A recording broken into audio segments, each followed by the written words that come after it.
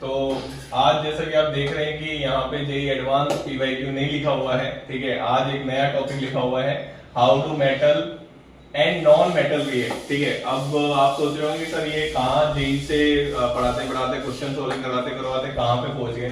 तो comment section में बच्चों ने बोला कि सर एक क्लास 10th के लिए भी वीडियो बनाओ। तो चलिए एक टॉपिक की बात करते हैं और बहुत ही बेसिक तरीके से मैं इसको समझाने की कोशिश करूंगा।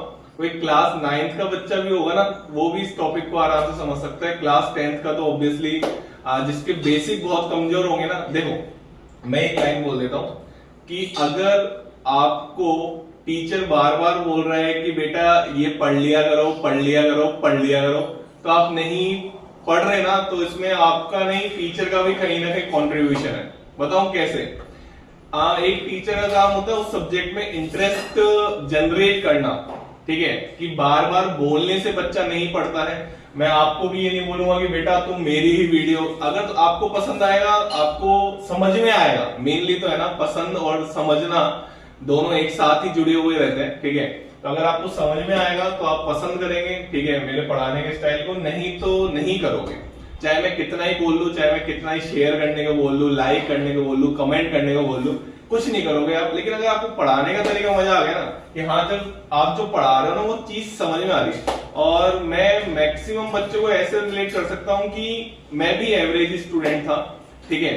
तो मैं रिलेट कर सकता हूँ कि मेरे को नहीं आता था मतलब ज्यादा मजा क्लास 10th तक पढ़ने में, और ये जो आपके सामने टॉपिक लिखा हुआ है ना उसको फीलिंग नहीं आती थी। तो आई होप कि मैं आपको ये फीलिंग दिला सकूं, ठीक है, कि जहां पे बच्चा अटकता है बेसिक से उसकी बात मैं कर सकूं, ठीक है। तो चलिए स्टार्ट करते हैं। तो इस वीडियो को 9th 10th 11th का बच्चा भी देख सकता है।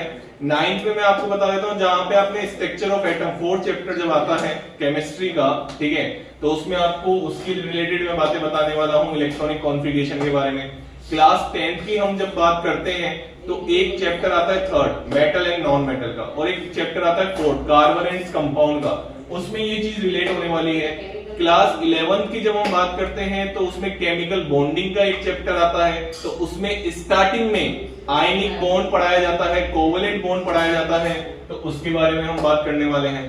तो बहुत हर कोई वीडियो दे सकता है जिसको केमिस्ट्री के बारे में सीखना हो ना, कि कैसे मेटल नॉन मेटल रिएक्ट करते हैं, और इसके बाद में नॉन मेटल की भी बात करूंगा, राइट। तो मैं आपको पहले एक चीज समझा देता हूं